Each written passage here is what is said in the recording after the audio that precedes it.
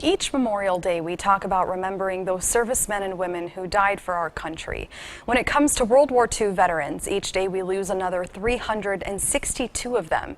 News 8's Martha Koloski talked to a local World War II veteran who can still tell us, in his own words, what it's like to have fought, survived as POW, and be the last of his crew. This letter was sent to the mother of La Crosse's Jim Millen nearly 75 years ago. That your son, Staff Sergeant James R. Millen, has been reported missing in action. No one knew if they would ever see him again. 96-year-old Jim Millen was just 21 then, with 12 missions already under his belt. He was a ball turret gunner on a B-17. The young crew had a rough and tumble attitude, naming its plane 10 Nights in a Barroom.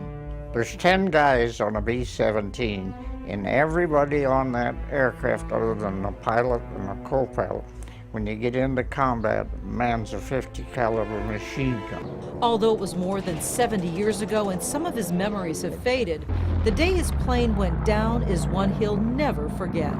We were on a bombing mission right on the border of France and Germany, right at the foot of the Alps.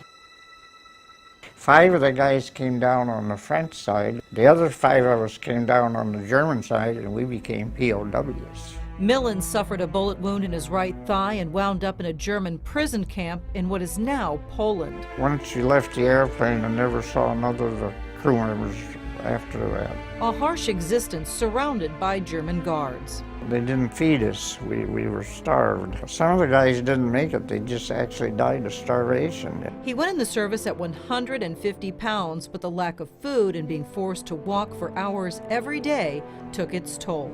I weighed 96 pounds when the war was over.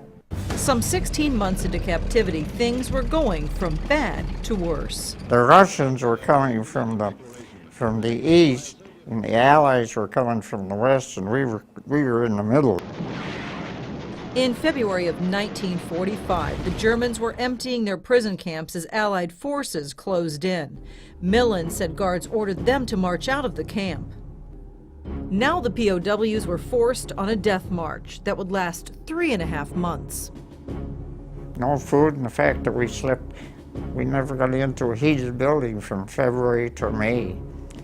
We slept in barns and fields and ditches and everything else. But many times those farms were Millen's saving grace. But we ate potatoes right out of the vats with the hogs. And one morning in May 1945, as the POWs woke up inside a barn. It was a British major in a recon car, and he had drove into the yard there by the building, and he said, "You guys are free, the war's over with." They're eager to liberate American comrades, knowing how brutally prisoners of war have been treated. The German guards had left during the night as Allied forces pushed them back. They're received with hugs and kisses. Millen and the other POWs immediately asked for one thing. Somebody yelled and said, "Where can we get something to eat?" They had already walked 600 miles, but would have to go another 15 more. There's about 14 to 18 miles down that road, you'll find a field kitchen and you get something to eat. Something Millen was more than happy to do, knowing how many of his fellow service members wouldn't be going home.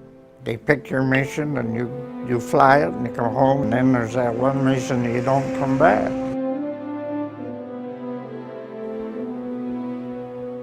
At 96, Jim is the last surviving member of that 10-man crew. The day Jim's plane went down, 16 other B-17s were also shot down. That's another 160 servicemen who went missing that day. By far the most costly war in terms of human life was World War II, where the total number of fatalities, including battle deaths and civilians of all countries, is estimated to have been 56.4 million.